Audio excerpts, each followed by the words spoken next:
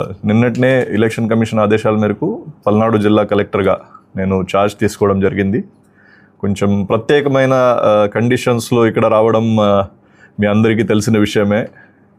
ఎప్పుడు లేని విధంగా జనరల్గా ఎలక్షన్ కమిషన్ ద్వారా కలెక్టర్స్ ఎస్పీలు మారడం పోల్ తర్వాత జరగడం చాలా తక్కువ ఉంటుంది.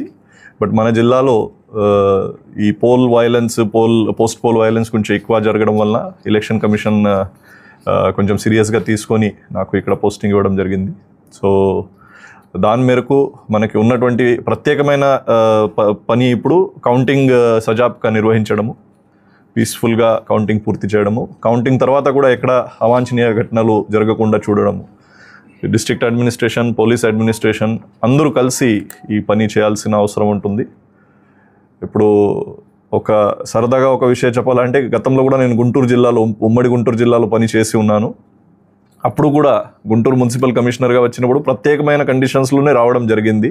కొంతమంది మీ విలేకరులలో కూడా పాత వాళ్ళు ఉంటే 2018లో డైరియా వలన గుంటూరు టౌన్లో ఇది జరిగినప్పుడు తాత్కాలికంగా అప్పుడు ఉన్న గవర్నమెంట్ నాకు జాయింట్ కలెక్టర్ విజయనగరం నుంచి గుంటూరు కమిషనర్గా పోస్ట్ చేయడం జరిగింది. సో అప్పుడు కూడా కొన్ని ప్రత్యేకమైన కండిషన్స్ ఉండేవి. ఇప్పుడు కూడా కొన్ని ప్రత్యేకమైన కండిషన్స్లో గుంటూరు రావడం జరిగింది.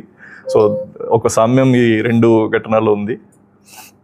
ఇప్పుడు నేను ఇంతకుముందు జాయింట్ కలెక్టర్ డిఆర్ఓ దగ్గర నుంచి తీసుకున్న ఇన్ఫర్మేషన్ పరంగా మన జిల్లాలో దాదాపు అన్ని పోలింగ్ స్టేషన్లో చాలా చక్కగా పోలింగ్ జరిగింది. కొన్ని లొకేషన్స్లో సంఘటనలు జరిగాయి, చాలా అన్ఫార్చునేట్ ఇన్సిడెంట్స్. ఈ చిన్న లొకేషన్ కొన్ని 27 కేసెస్